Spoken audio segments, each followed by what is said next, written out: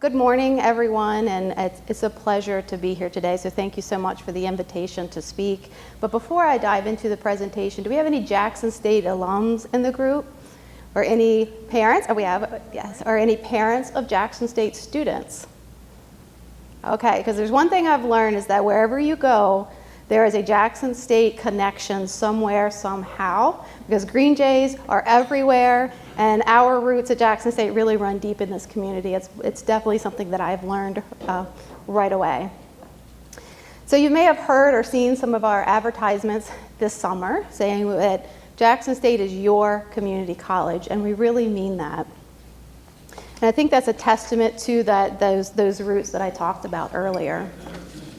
All right. So obviously my name is Dr. Carol Rothstein, and as of this past Monday, I'm the new president of Jackson State Community College. And though it's only been officially a couple days, actually number 3, I've been briefed and working with staff over the summer to really learn about what's happening at Jackson State. And so I'm going to share some of those updates with you today. But first I want to tell you a little bit more about my background and why I'm here today as president and some of the things that we're doing at Jackson State and why I'm so excited about those. So I grew up in West Virginia, and I'm a first-generation high school student. Not a typical first-generation college student, but a first-generation high school student. Both of my parents dropped out of school in the 8th grade. And so, excuse me, when I graduated high school, they really didn't know how to help support me to go to college. And so I took a job at a bank and tried to take a couple classes here and there, but had no real clear direction on what I was doing or if I was even doing it right. And so I ended up stopping out and focusing on my family. So I'm going to give you we did talk about that my son is a park ranger, and I have 2 daughters. I have a picture where my husband and I went to visit him this summer to celebrate our 25th wedding anniversary, and that's my son there on the left and his girlfriend. And I, of course, had to take some Green Jay gear and have us all rock it while we were in Montana and Wyoming. I had to show a picture of my son and rocking the Green Jay gear. Okay, so back to focusing on my family. My daughter was in kindergarten, and somebody asked her, "What do you want to be when you grow up?" And she said she wanted to be a nothing like her mom. And now you know why she's not in the picture. But I know she meant well, and it was meant to be a compliment, but it really struck me that I wasn't setting a great example for my children, particularly my 2 daughters. And so I decided I needed them to see me as an educated woman, and I needed them to know that I valued education. And so I went back to school to finish my degree. And once I finished my degree, I started working as an admissions counselor, became a faculty member, and became a director of a campus center in my hometown. And so I knew what that really meant for my community, and that's when I knew I wanted to be a community college president one day, because I wanted to make the biggest impact possible. I wanted to help students, empower them through education, and connect them with opportunities for their future. And so I went to Nashville State as Vice President of Academic Affairs and Workforce Development, and now currently I'm so happy to be leading Jackson State. So, I didn't need to write all that down. I guess I know my own story. So now let's talk about a little bit about what's happening at Jackson State. So this is a picture of our west side of our campus, and as many of you know, that we've worked with the Chamber and many community and industry partners on securing a new regional workforce building. This is a $34 million, 60,000 square foot building that will be on our campus next to the McWhorter Center there along Dr. F.E. Wright Drive. We are currently in the programming stages of the building, so we don't have any real designs yet, but we're hoping to have that started very soon. It is a space that we will have customized training for our industry partners.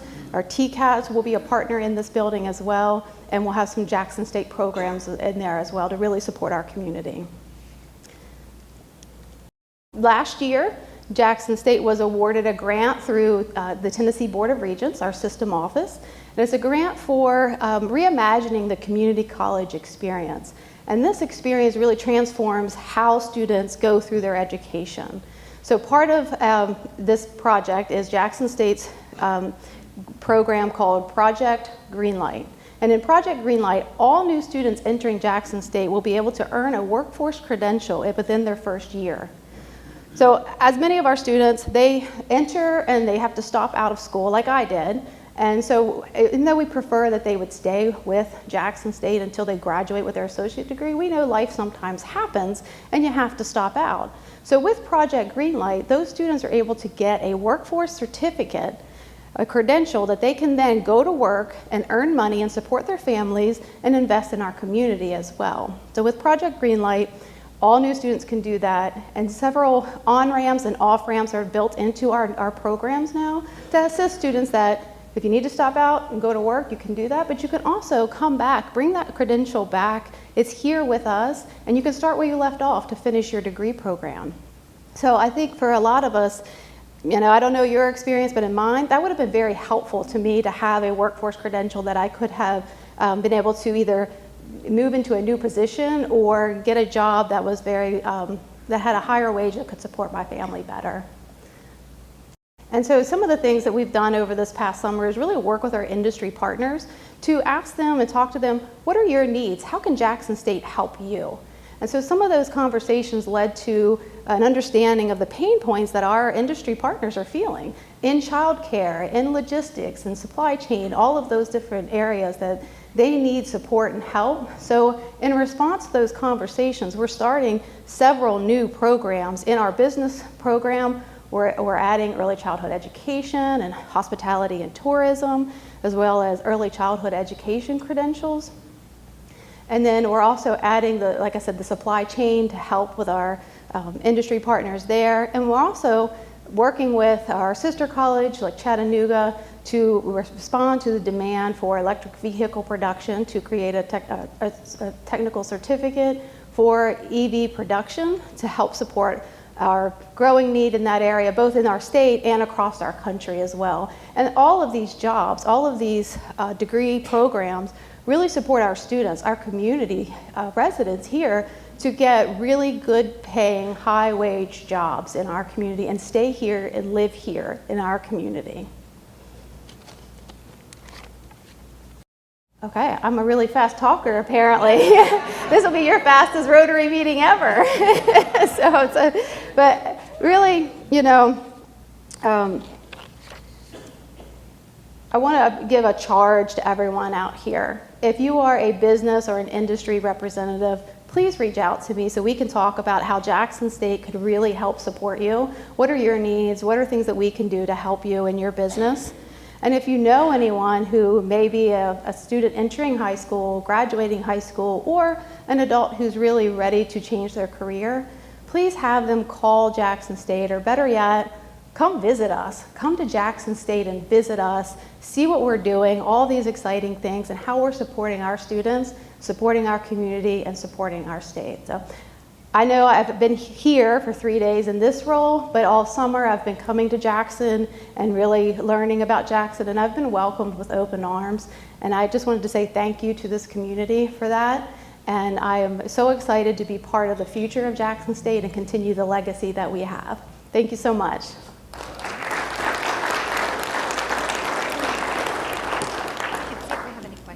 Oh, I'm sorry, yes, do you have any questions? Yes. I don't really have a question, but I just want to say that I am very impressed with the abroad study program that Jackson State offers. That is just amazing to me, that students are traveling the world while studying. And I think that that's not well known sometimes.